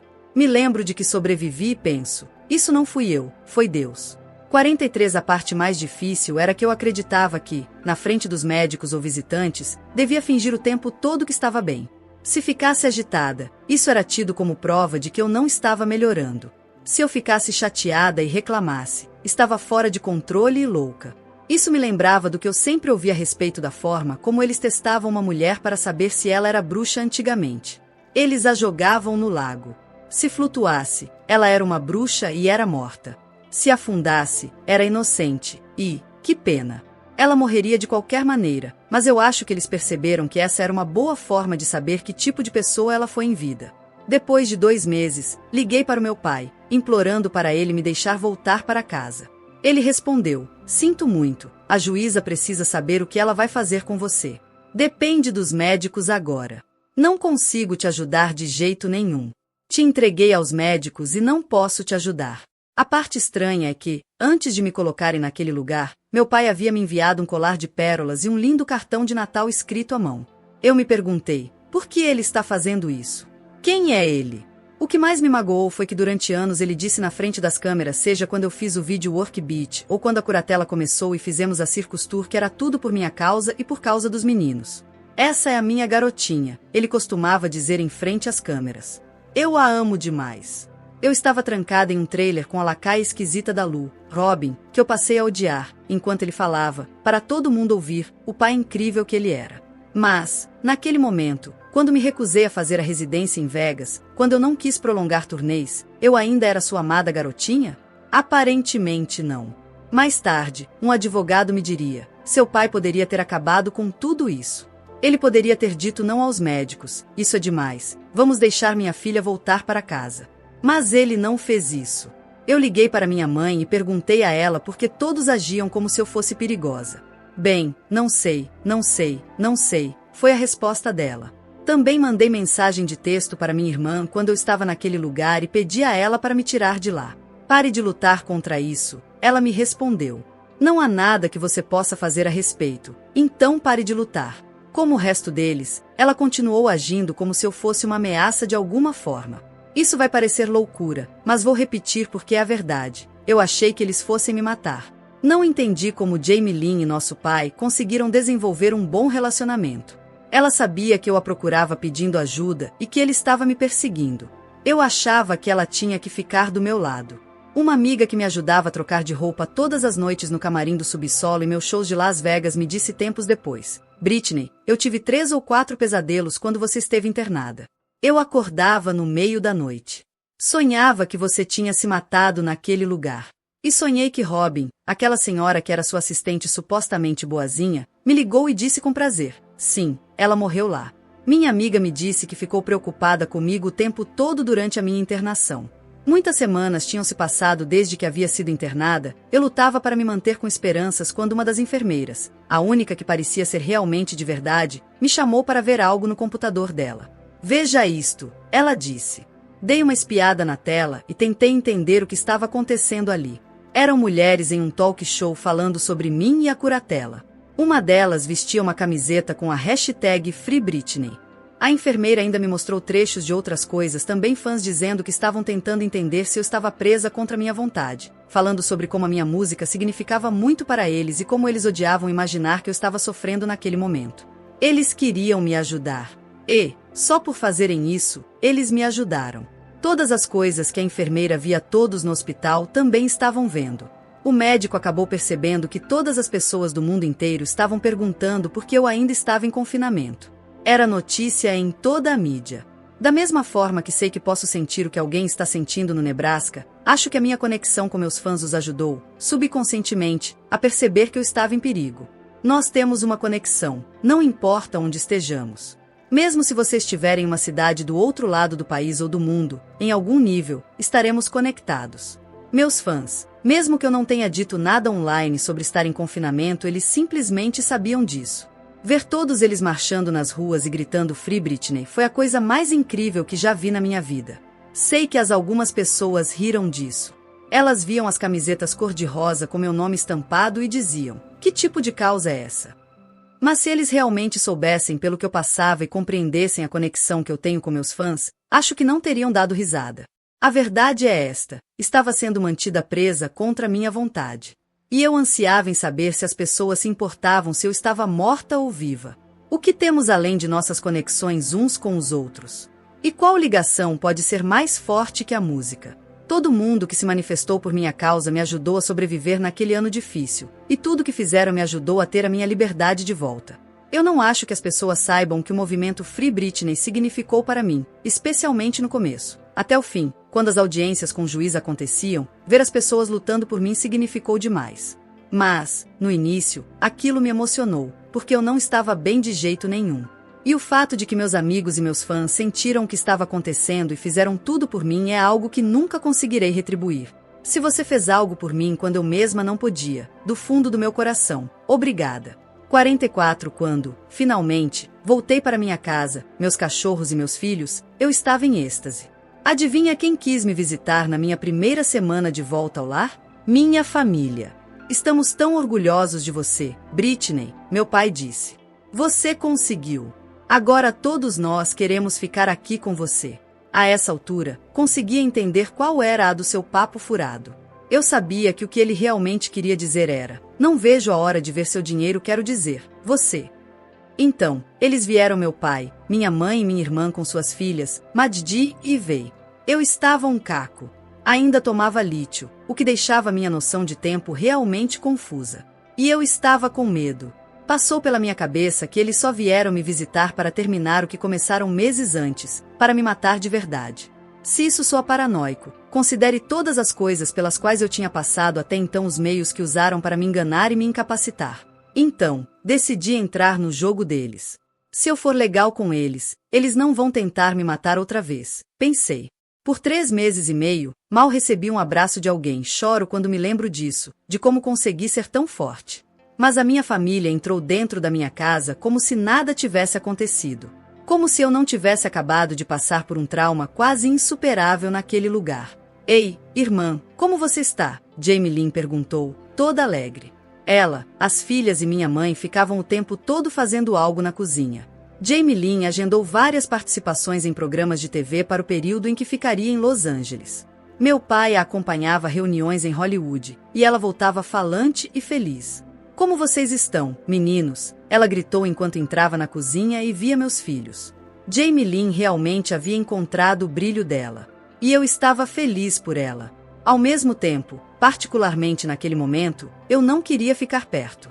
Ah, meu Deus, tive uma ideia incrível para nós duas. Ela começou a dizer depois de voltar de outra reunião enquanto eu me encostava, quase em coma, no balcão da cozinha. Preste atenção, um talk show de irmãs. Toda vez que ela falava, mais uma ideia surgia. Um sitcom. Uma comédia romântica. Ela falou pelo que pareceu horas enquanto eu olhava para o chão e ouvia. E a única frase ecoando na minha mente era: mas que porra está acontecendo aqui? Assim que a minha família foi embora da minha casa depois daquela visita horrorosa, comecei a perceber o que tinha acontecido. E eles haviam me deixado cega de raiva. Estavam me punindo. Pelo quê? Por sustentá-los desde quando eu era criança? Como consegui não me matar naquele lugar, dar fim à minha dor da mesma forma que se faz com um cavalo manco? Eu acredito que praticamente qualquer outra pessoa na minha situação teria feito isso. Ao pensar em quão perto estive de fazer isso, eu choro. Então, algo aconteceu que me despertou do torpor em que eu estava. Em agosto daquele ano, meu pai brigou com Shane Preston, com 13 anos na época. Meu filho se trancou no quarto quando a briga acabou, e meu pai destruiu a porta do quarto para pegá-lo e dar um chacoalhão nele. Kevin fez um BO contra o meu pai, que foi proibido de ver meus filhos. Eu sabia que precisava de coragem para lutar pela última vez. Já fazia tanto tempo que eu estava nessa estrada. Encontrar a fé e perdê-la de novo.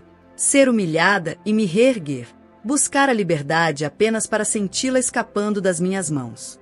Se era forte o suficiente para sobreviver a tudo que passei, eu podia aproveitar a oportunidade e pedir mais um pouquinho para Deus. Eu ia pedir, com todas as forças do maldito sangue que corria nas minhas veias, o fim da curatela.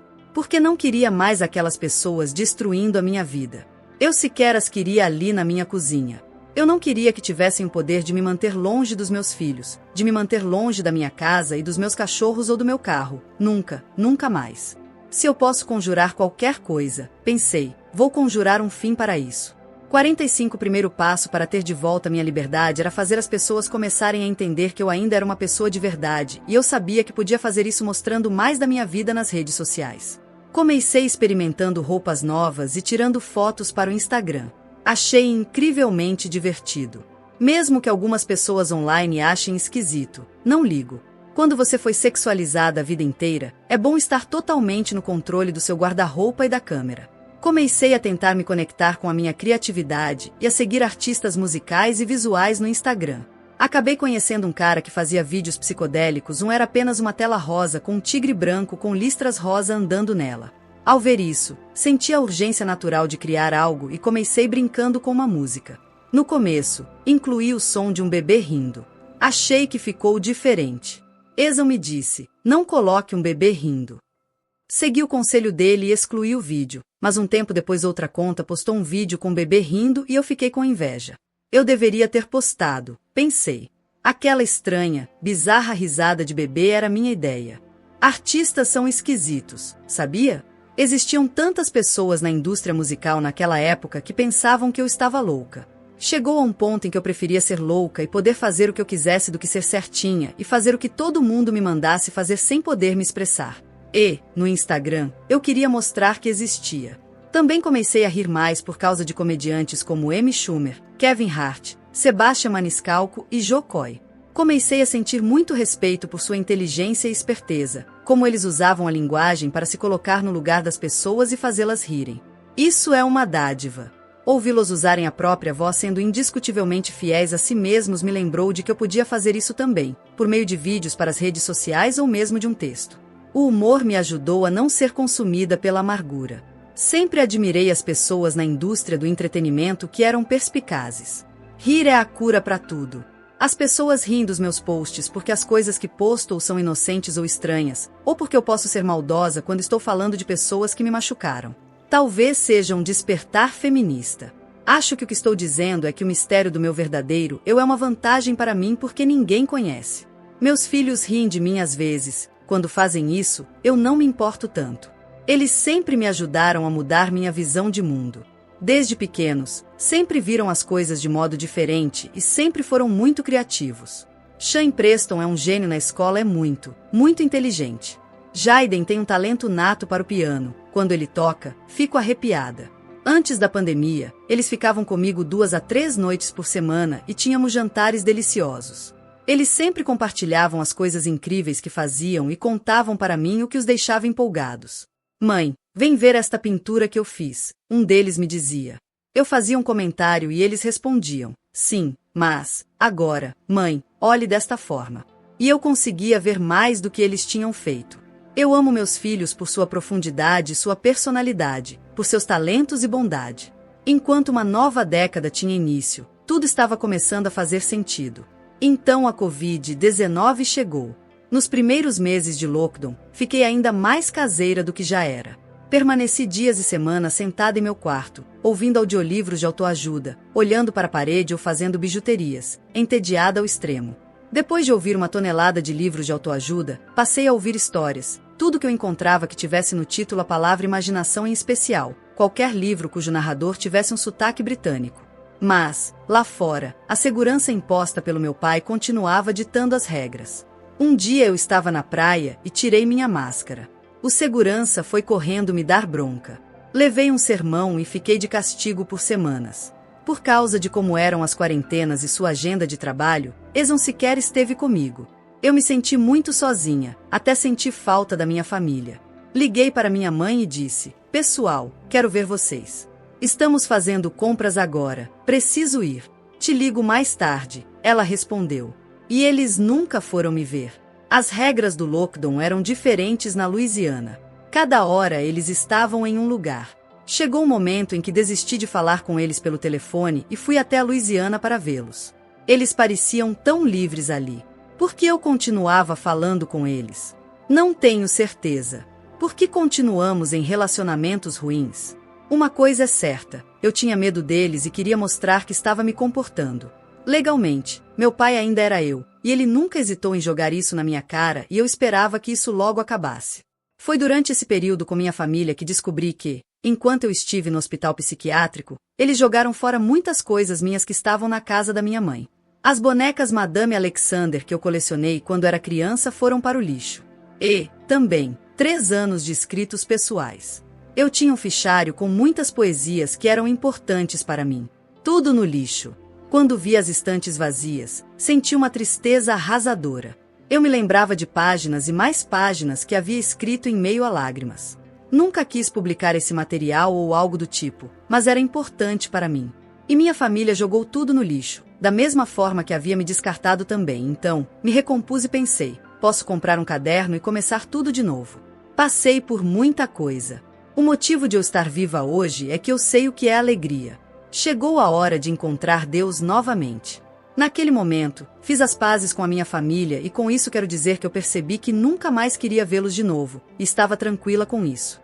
46 O advogado indicado pela corte que estava comigo por 13 anos nunca me ajudou de verdade, mas, durante a pandemia, comecei a imaginar de que maneira talvez eu pudesse usá-lo para meu proveito.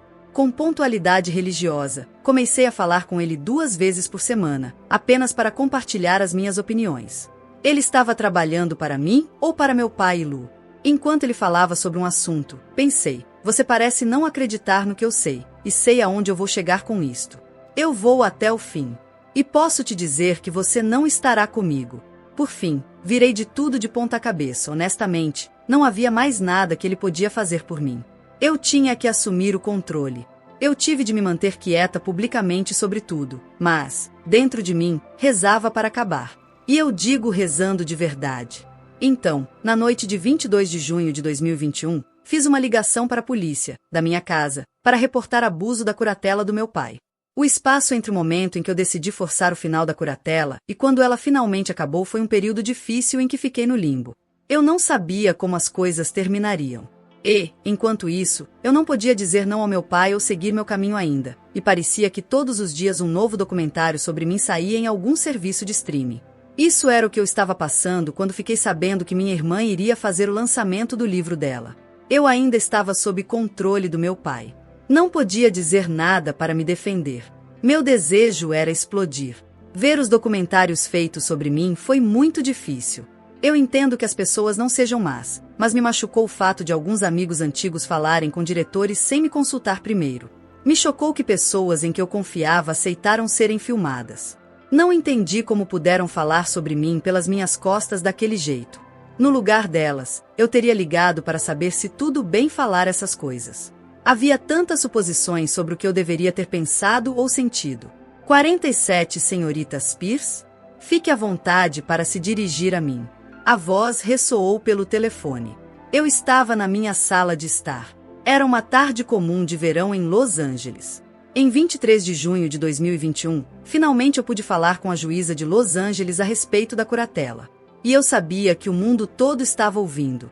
Durante dias fiquei ensaiando o que ia falar, mas agora que o momento tinha chegado, estava me sentindo sobrecarregada.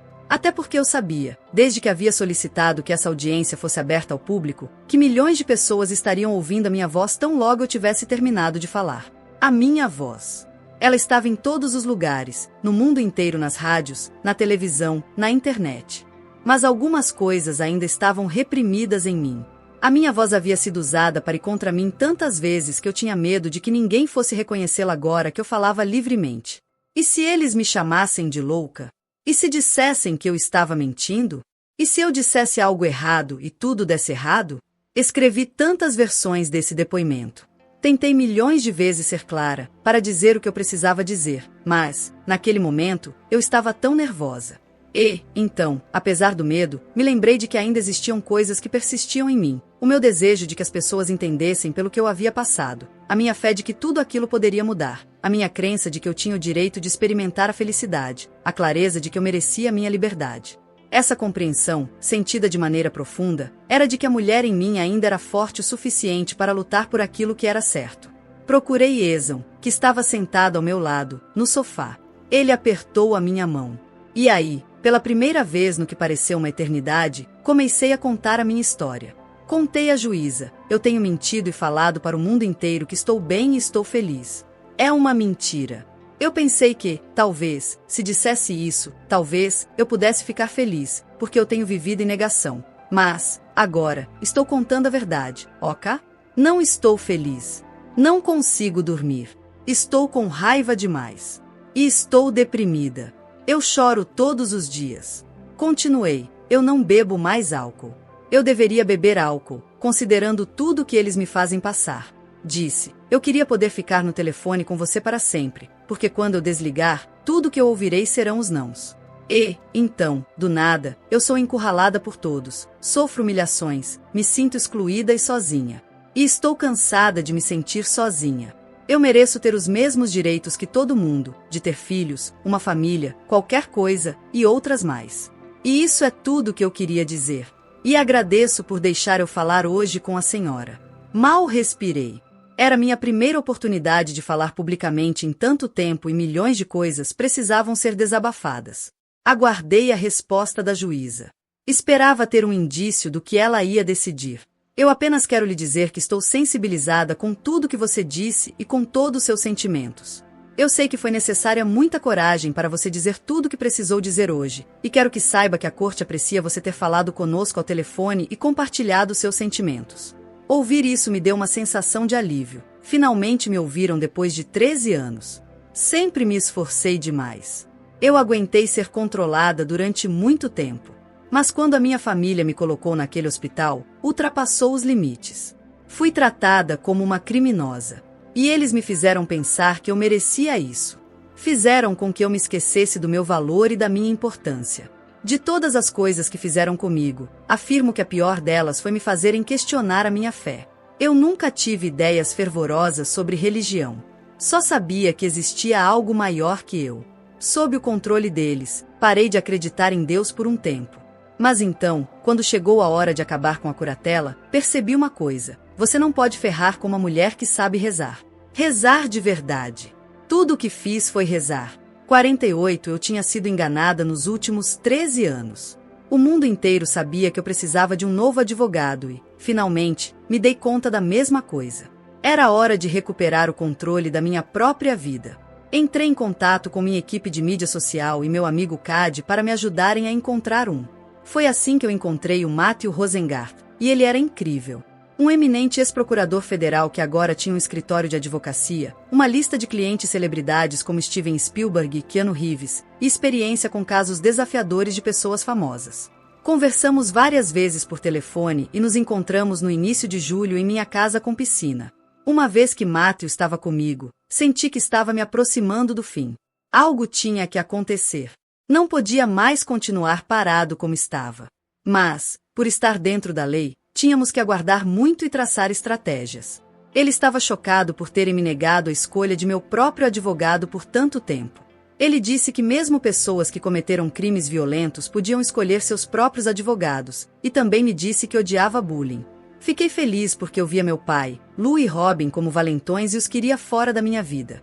Matthew disse que iria até o juiz apresentar uma petição para remover meu pai como responsável pela curatela primeiramente. Então, seria mais fácil tentar encerrar a curatela. Algumas semanas depois, em 26 de julho, ele peticionou para retirar meu pai como curador. Depois de uma grande audiência no tribunal, em 29 de setembro, meu pai foi suspenso como curador. Já estava em todos os noticiários antes que Matthew pudesse me ligar depois do tribunal. Eu senti um alívio indescritível tomar conta de mim. O homem que havia me aterrorizado quando criança e mandou em mim quando adulta, que, mais do que ninguém, fez de tudo para enfraquecer a minha autoconfiança, não controlava mais a minha vida.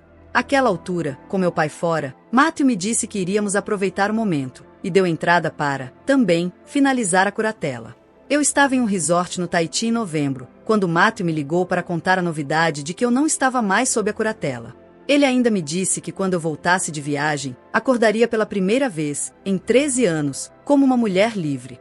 Ainda assim, eu não conseguia acreditar nisso quando Matthew me ligou assim que a audiência na corte havia terminado e me disse que tudo tinha se resolvido. Eu estava livre.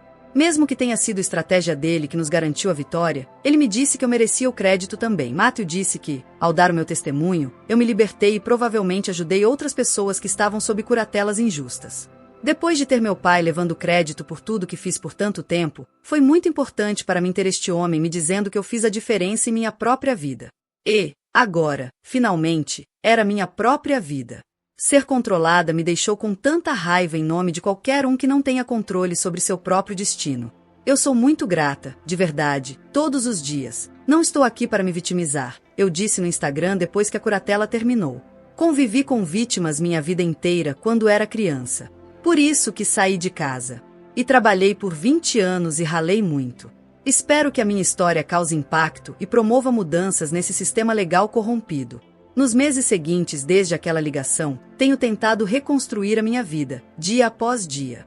Estou tentando aprender a cuidar de mim mesma e a me divertir também. Nas férias em Cancún, pude fazer algo que amei há um tempo atrás, andar de jet ski. A última vez foi em Miami com os meninos, quando fui rápida demais, tentando acompanhá-los. Aquelas crianças são impulsivas em um jet ski. Eles dirigiam rápido demais, saltando sobre as ondas. Logo atrás deles, eu estava batendo com força nas ondas, era um tal de boom, boom, boom e acabei caindo e machucando meu braço. Sem querer repetir aquela experiência, em maio de 2022, meu assistente dirigiu e eu fui de acompanhante. Descobri que é muito melhor quando alguém dirige para você. Desta vez, eu pude sentir o poder do motor, pude aproveitar estar no meio do azul do oceano e pude seguir na exata velocidade que desejava. Esse é o tipo de coisa que eu faço agora, tento me divertir e ser gentil comigo mesma, fazendo as coisas no meu ritmo. E, pela primeira vez em muito tempo, me permito confiar outra vez. Escuto música todos os dias. Quando ando pela minha casa, cantando, eu me sinto completamente livre, completamente à vontade, completamente feliz. Não importa se eu estiver desafinando. Cantar me faz sentir autoconfiante e forte da mesma forma que o exercício físico, ou rezar. Não se esqueça, sua língua é sua espada. Qualquer coisa que eleve o ritmo do seu coração é algo bom. A música é tudo isso e também uma conexão com Deus. Meu coração mora aí. Quando tinha acesso total a um estúdio em Malibu, amava ir lá regularmente. Um dia, escrevi 6 músicas. Música em seu estado mais puro é quando sou eu compondo sozinha. Eu poderia ir para um estúdio outra vez, algum dia, e só me divertir, mas, por enquanto, ainda não penso em voltar a gravar. Mudei a minha forma de pensar quando recebi um convite para gravar uma música com um artista que admirei a vida toda, Sir Elton John. Ele é um dos meus artistas preferidos de todos os tempos. Eu o conheci em uma festa do Oscar, 10 anos atrás, e nos demos muito bem. E agora ele me mandou a mais doce mensagem por vídeo, perguntando se eu tinha interesse em colaborar com uma de suas músicas mais icônicas. Hold Me Closer seria uma versão modernizada e cantada em dueto do hit Tiny Dancer, com pequenos trechos de outras músicas dele também. Eu me senti tão honrada. Como eu, Elton John também passou por muita coisa publicamente. Ele tem uma compaixão inacreditável. Um homem maravilhoso em todos os níveis. A parceria ficou ainda mais significativa porque, quando eu era criança, ouvia Tiny Dancer no carro, na Louisiana, enquanto ia e voltava de minhas aulas de dança e de ginástica. Sir Elton foi gentil e me deixou completamente à vontade. Assim que combinamos uma data para gravar a música, fui até o estúdio, que ficava na casa do produtor em Beverly Hills. O estúdio ficava no porão da casa. Eu nunca tinha visto um lugar organizado daquela forma. Era um estúdio aberto com guitarras, pianos, mesas de som, tudo pronto e a postos. Eu estava nervosa porque seria a primeira vez que o mundo ouviria minha voz cantando algo novo em 6 anos, mas eu acreditava na música e em mim, então continuei.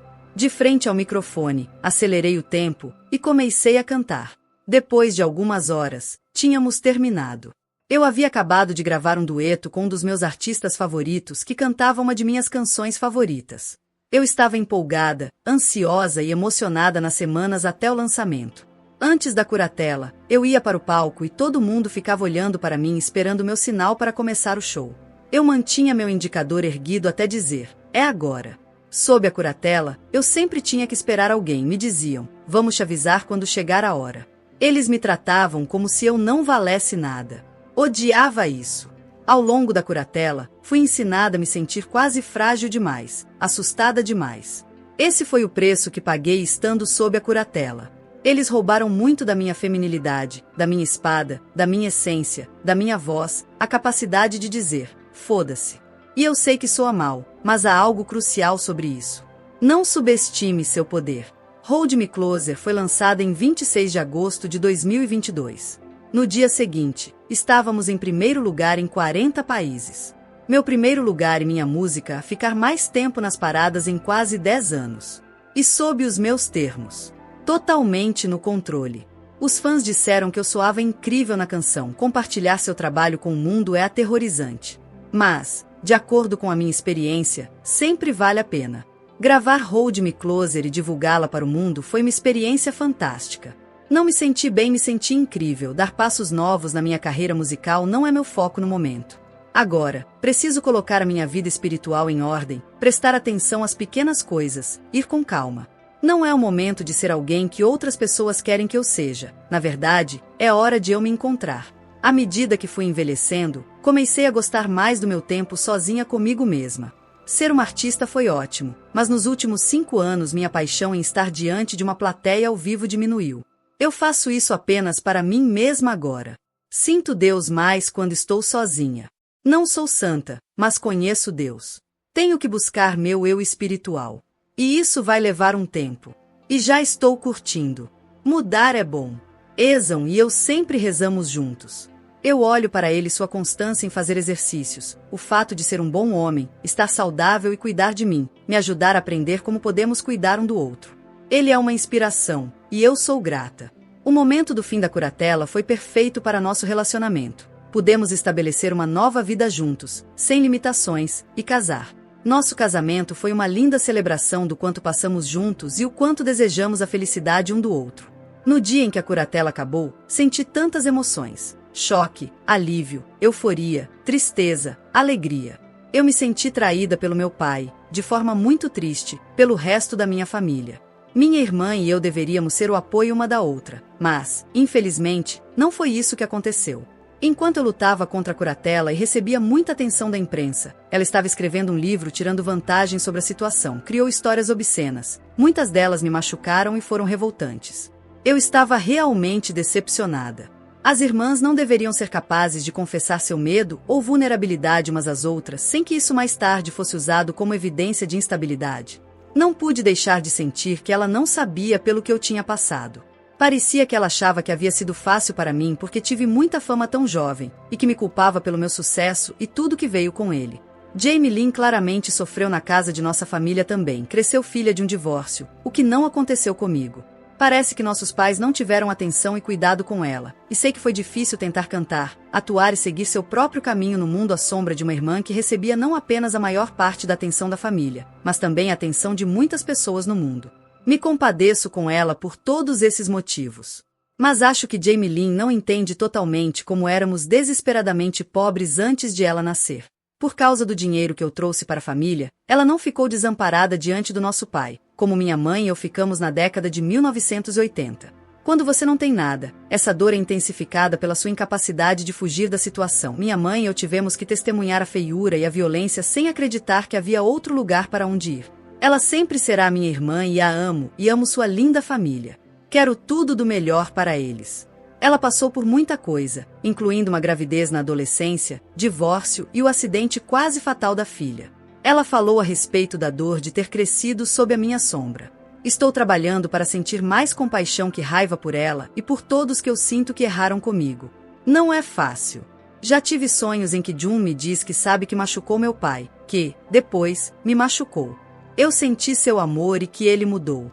Espero que um dia eu possa me sentir melhor em relação ao resto da minha família também. Minha raiva tem se manifestado fisicamente, em especial com enxaquecas. Quando eu as tenho, não quero ir ao médico porque ter ido a médicos e mais médicos ao longo dos anos me deixou com fobia deles. E quero cuidar das coisas por conta própria. Quando se trata de enxaquecas, eu não falo sobre elas porque sou supersticiosa. Acho que, se o fizer, serei atormentada ainda mais por elas. Quando estou com enxaqueca, não consigo ficar em locais iluminados e não posso me mexer. Eu fico parada, no escuro. Qualquer luz faz minha cabeça latejar e parece que vou desmaiar, é extremamente doloroso. Preciso dormir por 1 dia e meio. Até recentemente eu nunca tinha tido uma enxaqueca na minha vida inteira. Meu irmão costumava reclamar das enxaquecas, e eu achava que ele estava exagerando a respeito de quão ruins elas eram. Agora, sinto muito por tudo que disse duvidando dele. Para mim, uma enxaqueca é pior do que uma virose. Pelo menos, você pode pensar direito mesmo com o vírus dentro de você. Sua cabeça pode te ajudar a entender o que você precisa fazer, quais filmes quer ver. Mas quando você tem uma enxaqueca, fica incapaz de fazer qualquer coisa porque seu cérebro se foi. As enxaquecas são apenas uma parte dos danos físicos e emocionais que eu tenho agora, que não vivo mais sob a curatela. Não acho que a minha família entende os danos reais que eles causaram. Por 13 anos, eu não podia comer o que queria, dirigir, gastar meu dinheiro como queria, beber álcool ou mesmo café. A liberdade de fazer o que quero me devolveu minha feminilidade. Agora que estou nos 40, estou experimentando as coisas como se fosse a primeira vez. Sinto que a mulher em mim foi diminuída por tempo demais. Agora, finalmente, estou pronta para lutar e viver de novo. Talvez eu também possa pecar na cidade do pecado. 49 comecei a experimentar os privilégios de ser uma mulher adulta pela primeira vez em muitos anos. Me sentia como se tivesse ficado submersa na água por tanto tempo, nadando raríssimas vezes até a superfície para pegar um pouco de ar e um pouco de alimento.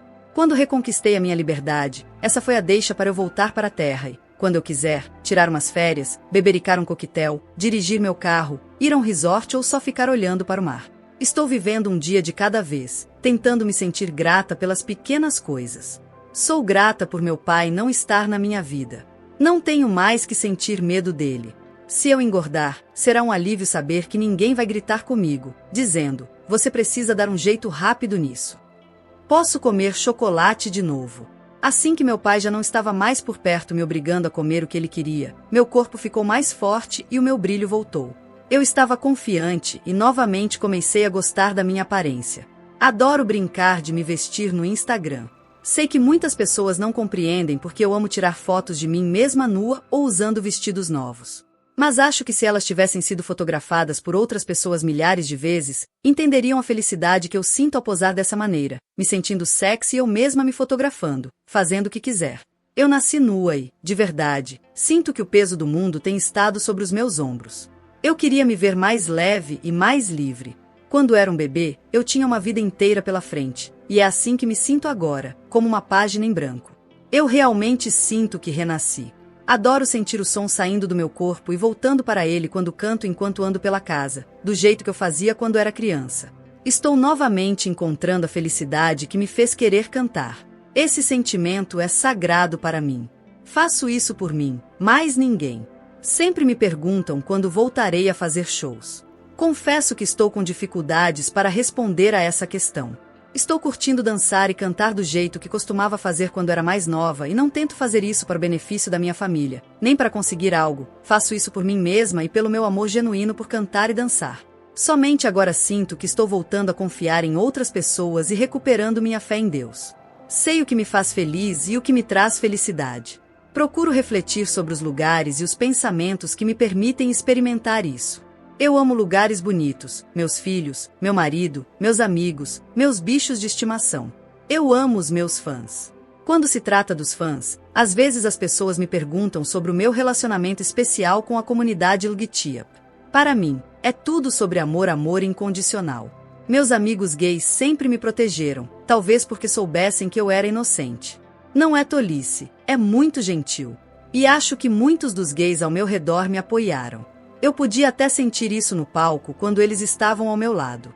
Se eu achasse que não tinha feito uma boa apresentação, poderia contar com os meus amigos, que percebiam que não me sentia bem com isso e ainda assim me diziam, você foi muito bem. Esse tipo de amor significa tudo para mim. Algumas das minhas noites favoritas foram quando eu saía com os meus dançarinos. Uma vez, na Europa, fomos a um clube gay onde senti que todos ao meu redor na pista de dança eram muito altos. O clube tocava uma ótima música eletrônica e eu amei. Dancei até às 6 da manhã e senti que o tempo voou. Meu coração estava tão vivo.